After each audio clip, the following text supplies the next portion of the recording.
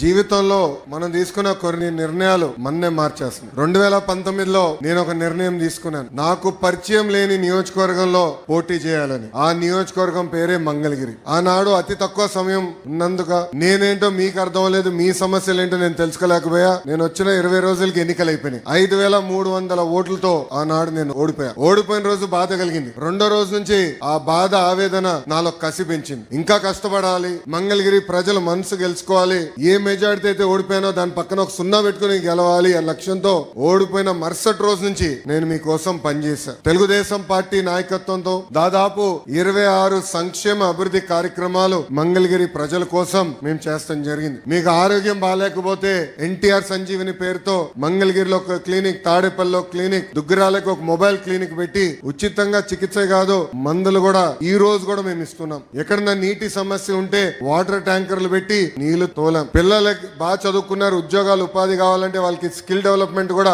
ఆనాడు మేము చేసాం. ఇంకా ఇంట్లో పెళ్లి జరిగితే నేను రాలేకపోతే స్వయంగా బట్టలు కూడా పెడతాం జరిగింది. నిరుపేద కుటుంబాలు సొంత కాలుపై నిలబడాలన్న ఆలోచనతో తోపుడు బండ్లు ఇచ్చాం. మహిళలకి ఆర్థిక స్వాతంత్రం రావాలని కుట్టు మెషినే కాదు ట్రైనింగ్ మరి ఇచ్చి కుట్టు మెషిన్ అందజేసి ఈ రోజు వాళ్ళ పని కూడా మేము కల్పిస్తున్నాం. కోవిడ్ వస్తే ప్రభుత్వం అని మర్చిపోయింది కానీ ఆనాడు నేను మర్చిపోలేదు. ఆక్సిజన్ గాని, మందులు గాని అమెరికా డాక్టర్ల ద్వారా ఆన్లైన్ లో చికిత్స కూడా అందజేశాం. అవసరమైన మందులు ఇచ్చాం. ఇట్లా 26 సంక్షేమ అభివృద్ధి కార్యక్రమాలు మంగళగిరి ప్రజలకి నేను చేశాను. అది మీరు చూసి మొన్న జరిగిన ఎన్నికల్లో అందరికి దిమ్మ తిరిగే విధంగా 91,000 మెజార్టీ నన్ను గెలిపించి మీరు నన్ను శాసనసభకు పంపించారు.